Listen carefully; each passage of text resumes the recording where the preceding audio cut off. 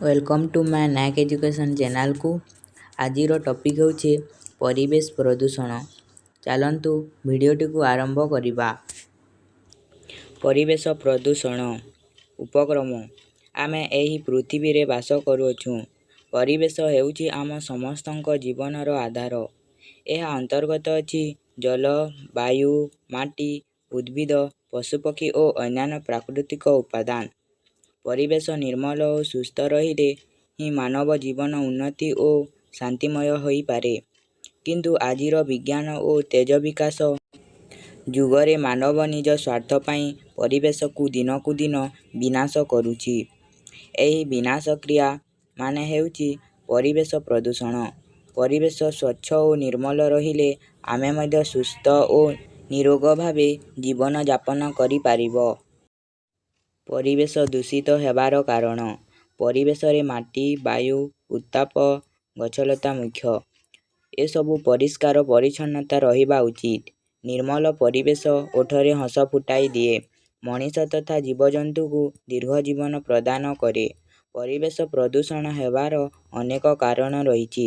ଆଧୁନିକ ସମୟରେ ବହୁଳ ଭାବରେ ଜଙ୍ଗଲ କ୍ଷୟ ହେତୁ ପରିବେଶ ଉପରକୁ ପ୍ରଭାବ ପଡ଼ୁଛି।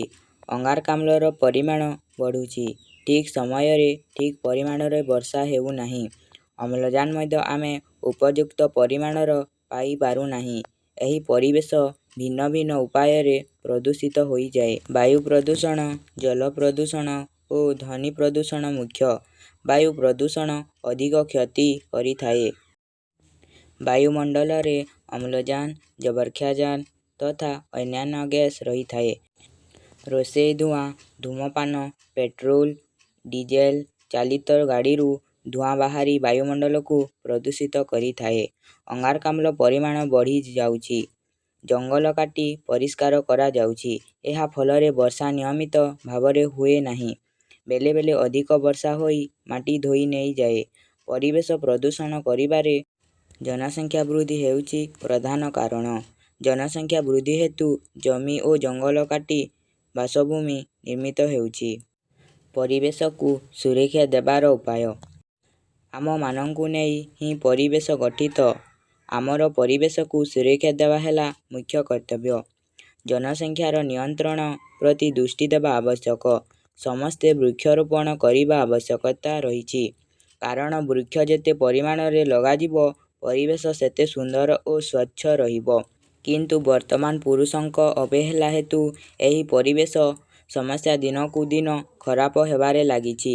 ପରିବେଶ ଧୀରେ ଧୀରେ ଖରାପ ହେବା ଆମକୁ ଶେଷ ଦିନ ଆଡ଼କୁ ନେଇଯାଉଛି। ତେଣୁ ପରିବେଶ ସୁରକ୍ଷା ପାଇଁ ଏକ ଜରୁରୀ ଆବଶ୍ୟକତା ଅଛି। ବୈଜ୍ଞାନିକ ଉପାୟରେ କାରଖାନାର ବାଷ୍ପକୁ ବିଶୋଧନ କରାଯାଉ। ନଦୀ ତଥା ପୋଖରୀର ପାଣିକୁ ସଫା ରଖିବାର ବିଭିନ୍ନ ଉପାୟ ଅବଲମ୍ବନ କରାଯାଉ। ପରିବେଶ ସୁରକ୍ଷା ପାଇଁ ସମ୍ବାଦପତ୍ର, ଟେଲିଭିଜନ ତଥା ରେଡ଼ିଓ ମାଧ୍ୟମରେ ଉତ୍ତମ ବାର୍ତ୍ତା ପ୍ରେରଣ କରାଯାଉ। ଭାରତରେ 6ଟି ବିଭିନ୍ନ ପରିବେଶ ସୁରକ୍ଷା ଆଇନ ଅଛି।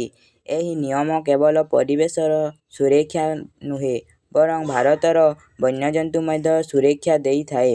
ସର୍ବଶେଷରେ ବନ୍ୟଜନ୍ତୁ ମଧ୍ୟ ପରିବେଶର ଏକ ଅଂଶ।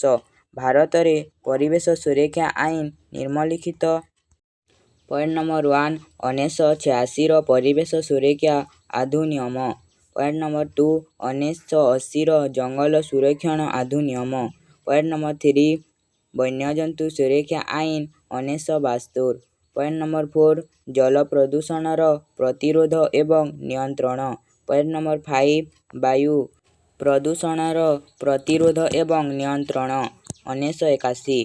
ପଏଣ୍ଟ ନମ୍ବର 6 ଭାରତୀୟ ଜଙ୍ଗଲ ଆଇନ 1927। ପରିବେଶକୁ ପ୍ରଦୂଷିତ କିମ୍ବା ନଷ୍ଟ ହେବାରୁ ରକ୍ଷା କରିବା ଆମର ଦାୟିତ୍ୱ। ପରିବେଶ ସନ୍ତୁଳନ ବିନା ଏହି ପୃଥିବୀରେ ଜୀବନ କଦାପି କଳ୍ପନା କରାଯାଇପାରିବ ନାହିଁ। ଏହି ପୃଥିବୀରେ ବଞ୍ଚିବା ପାଇଁ ପରିବେଶ ସୁରକ୍ଷା ଆବଶ୍ୟକ। ଉପସଂହାର। ପରିବେଶ ପ୍ରଦୂଷଣ ଆଜି ମାନବ ସମାଜ ପାଇଁ ଏକ ଗଭୀର ସମସ୍ୟା ହୋଇପଡ଼ିଛି।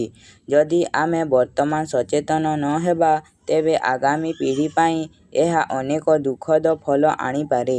ତେଣୁ ଆମେ ପ୍ରତ୍ୟେକ ନାଗରିକ ଭାବେ ଦାୟିତ୍ୱବୋଧ ଜାଗ୍ରତ କରି ପରିବେଶକୁ ସୁସ୍ଥ, ସୁନ୍ଦର ଓ ପ୍ରଦୂଷଣ ମୁକ୍ତ କରିବା ପାଇଁ ପଦକ୍ଷେପ ନେବା